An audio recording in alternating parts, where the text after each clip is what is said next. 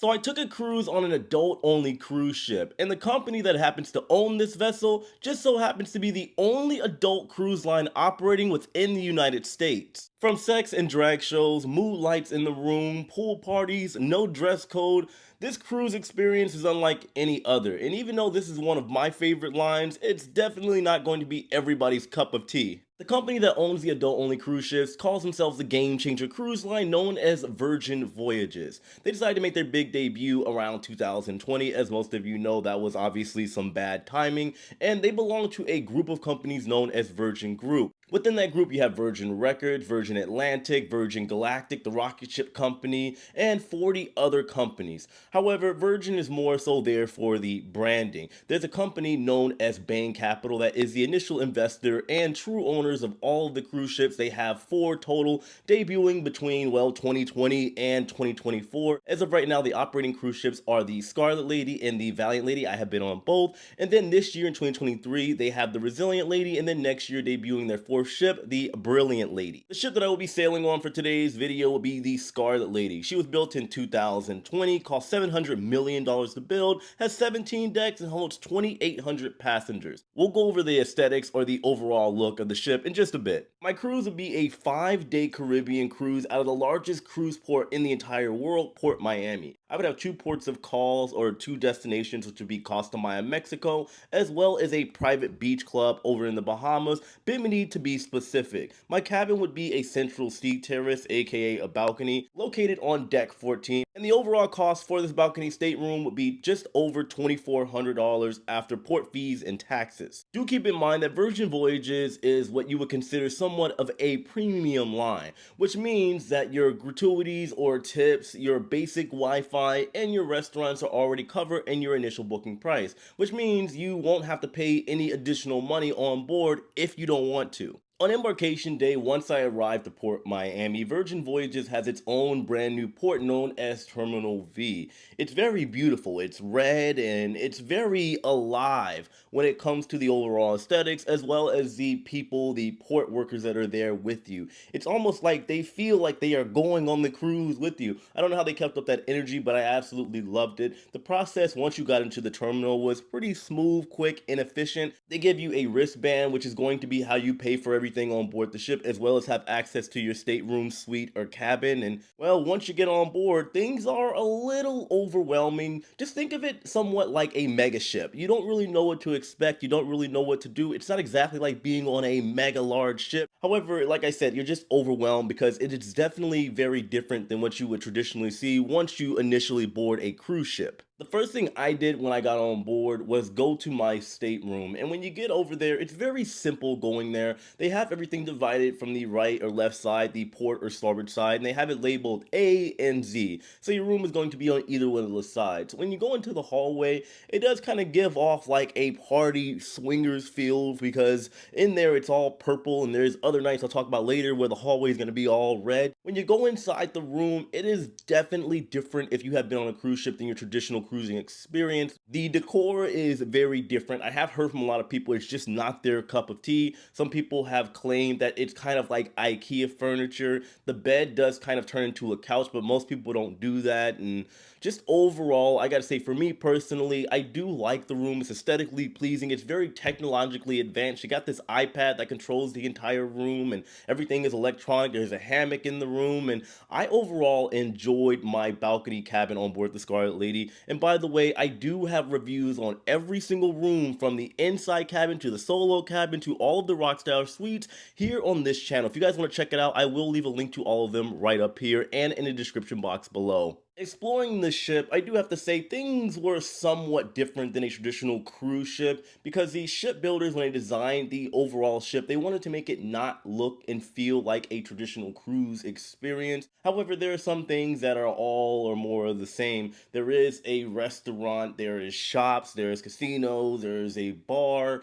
there is a pool, well, kind of, and there's also kind of a buffet that isn't a buffet but still is. When it comes to the pool, Well, there are a lot of complaints, and I would agree. It is absolutely tiny. There is one kind of pool area on one side, and there's another tiny pool that kind of works out on this magical night known as Scarlet Night. I'll explain later. And when it comes to the buffet that isn't the buffet, it's kind of like a dining hall that they call the galley. They have 12 restaurants there, some of which are also open 24 hours. And the only thing that separates this dining hall experience from a traditional buffet is that you order the food via an app and then they bring it over to you and deliver it to you as opposed to you having to pick it up, at least at most of the stations on board. If you want sushi, for example, you can go ahead and just go over to the table that the restaurant they're bringing it at and just kind of pick it up. The activities to do on board are not bad at all. They have kind of like a playground thing. There is a teeter-totter, there is a basketball court. They have events like pajama parties and just a bunch of things that will keep people entertained, at least I want to say more so for the nighttime. During the day, there isn't a lot. There is yoga going on, a lot of classes, and just more so health and wellness programs going on throughout the day. Most of the events happen at night that you would consider fun. By the way, when I say fun, obviously that comes down to personal preference. Like I said, I do enjoy sailing on this cruise ship. In fact, I have sailed with them 5 times now, and I had a great time every time except for one. But when I say fun, I mean if you are there to party and do the adult stuff, then, well, most of that stuff is going to happen during the wee evening hours into the late hours. Getting into my favorite category, the entertainment. Most of you know I am not a fan by any means of the shows on board Virgin ships because they are, for me, just a little too out there. I am a former entertainer. I am a breakdancer and acrobat. I've worked for cruise lines, including Virgin, worked at theme parks, and, well, I've just kind of discovered all walks of life. And I'm not very picky when it comes to shows. It's just not my cup of tea. However, I do like the bands on board. They're absolutely amazing. The blues bands, the parties that take place on board. They do have this show called Untitled Dance Show Party thing. To me, it's just kind of weird and all over the place. I know some people out there do enjoy it, but overall, I have seen from a lot of people by conducting interviews that they just don't really like the show. It's a little weird. You got to move around all over the place, and it's kind of hard to get a read on what exactly is going on. They have another acrobatic show, which I think is amazing. Very talented people known as Dual Reality. Some of them are actually friends of mine. The thing about this show, it's not the talent, it's the structure of it. They kind of have this like Romeo and Juliet battle kind of thing, and they have acrobats whose speciality is being acrobatic, and they're trying to get them to sing and act, and you can tell they're just uncomfortable. I would just say that show is better, would be better if they just let the acrobats do what they do. By that I mean do all their flips and acrobatics. And then they have this other couple shows. They have a lot of drag shows going on, like drag bingo. They have drag shows throughout the day, and, well, I have no problem with it. In fact, I do partake in those shows. I think it's actually kind of fun. It's very entertaining. However, for this to be an adult only cruise line and not an LGBT cruise or a gay cruise or anything of that nature, and I mean this in a very straightforward way, it's just kind of confusing to the overall audience that doesn't exactly know what to expect prior to getting on board any of the Virgin ships. Sailing into the food and beverage category, I gotta say, in my personal opinion, Virgin Voyages has some of the best food at sea, and it's all included. There are a couple a la carte separate items that you can purchase for an upcharge while on board, but overall, what you get for free is absolutely amazing. They have 20 different dining options for you to choose from, and when it comes to the drinks as well, I was on this cruise with my sponsors' touring plans, and, well, we got to try the best of everything. We had all kinds of drinks that I had never even heard of, popcorn, old fashions, and all this stuff. By the way, if you want to have that type of experience, or just make sure your cruise is booked to perfection, make sure you check out touring plans. The link for them will be in the description box below. But overall, I gotta say, when it comes to the drinks, they are fairly priced, usually in the range of $10 to $15 for your average drink. I want to say either on par or maybe even slightly below from what you would see on another cruise ship. But the problem with Virgin, and I say this all the time, is that they still, to this day, don't have a drink package, a true drink package. The closest thing you can get to a drink package on Virgin ships is if you happen to book a Rockstar suite on board. They give bottles to your room, which I think is very, very cool, and can be also very dangerous. I was walking around with Jack Daniels in my robe while on board. But if you also don't have any of the suites, like the cheeky corner suite or something of that nature, then they do have a bar tab in which if you pay like $300, they'll give you an extra $100 for every $300 you put on the tab. They do change this up here and there. They may have at the time of this recording or after, but it's usually somewhere along those lines. And I think it would just be better if they had a traditional drink package. It would give everybody peace of mind because because this is the normal structure when it comes to cruising. And I always say, if it ain't broke, don't fix it. You don't need to reinvent the wheel. They do have this crazy event, and it's supposed to be the biggest party of the entire cruise, known as Scarlet Night. And I gotta tell you, I've done it plenty of times, and it does not disappoint. The entire ship turns red, the hallways turn red, the people are supposed to be wearing red, and some people even refer this to like a swingers night. I haven't really seen much of that. Well, let's be honest here. There have been people that have been trying to collect me like a Pokemon, but I haven't let them, okay? But the point is, they have this giant party and these shows, and there is a wedding and stories, and it is just a wild night with so many crazy things going on. The pool party is definitely, in my opinion, the chef's kiss, the cherry on top, because what they do is they have this show out by the pool, then after that, they kind of tell everybody to run and jump into the pool. And I always jump in with my suit, and everybody jumps in with their dresses and everything. It is just absolutely hilarious and entertaining and an amazing night. And then the night finishes